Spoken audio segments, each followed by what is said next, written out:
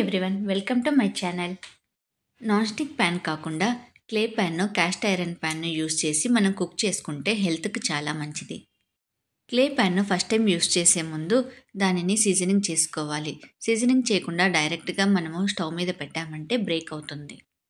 Clay ప్యాన్ను కొన్న తర్వాత దానిని ఒక 24 అవర్స్ వాటర్లో డిప్ చేసి అలాగే ఉంచాలి. ప్యాన్ మొత్తం మునిగేలాగా వాటర్లో ఉంచండి. మా వారు దీనిని రోడ్ సైడ్ సేల్ చేస్తుంటే తీసుకుని వచ్చారు. కాస్ట్ కూడా చాలా తక్కువగా ఉంది. నేను ఎక్కువగా డిన్నర్కు పుల్కాలు చేస్తుంటాను. నాన్ స్టిక్ ప్యాన్ కాకుండా ఇలాంటి మట్టి పాత్రలో ట్రై చేద్దామని తీసుకుని వచ్చారు. 24 అవర్స్ తర్వాత ఈ ప్యాన్ను కంప్లీట్గా డ్రై అయ్యేంత వరకు పక్కన పెట్టుకోండి. ప్యాన్ కంప్లీట్గా డ్రై అయిపోయిన తర్వాత 1 స్పూన్ ఆయిల్ను వేసి ఇలా ప్యాన్కంతా పట్టేలాగా స్ప్రెడ్ చేయండి. ప్యాన్కు ఆయిల్ను ఈవెన్గా స్ప్రెడ్ చేసి ఎండలో ఒక 1 అవర్ ఆరబెట్టండి. ఇలా ఎండలో 1 అవర్ ఆరిన తర్వాత ఆయిల్ను ప్యాన్ బాగా అబ్జర్వ్ చేసుకొని ఉంటుంది. ఇప్పుడు ఈ ప్యాన్ మీద నేను పుల్కాలను కుక్ చేసుకుంటాను.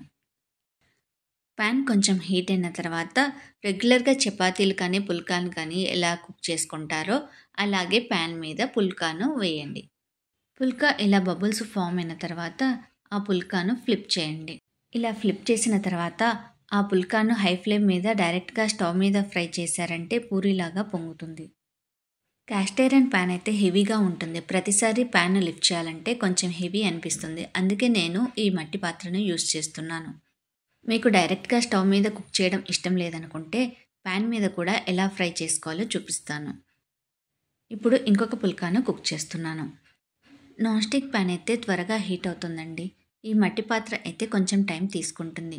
మీకు ఏది కన్వీనియంటో అది చేసుకోండి. హెల్త్కి మంచిది కాబట్టి నేను ఈ మట్టి పాత్రలో చేస్తున్నాను.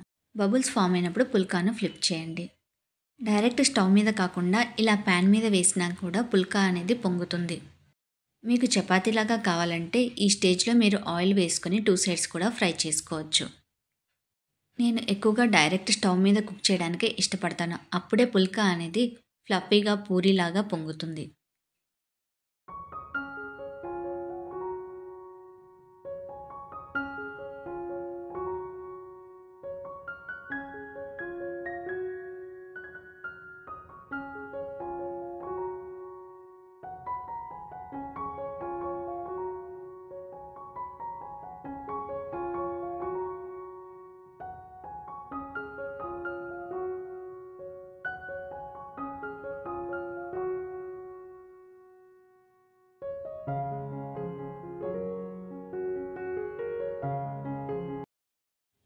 ఈ మట్టి పాత్ర మీద మనము పుల్కాలు, చపాతీలు, రొట్టెలు చేసుకోవచ్చు.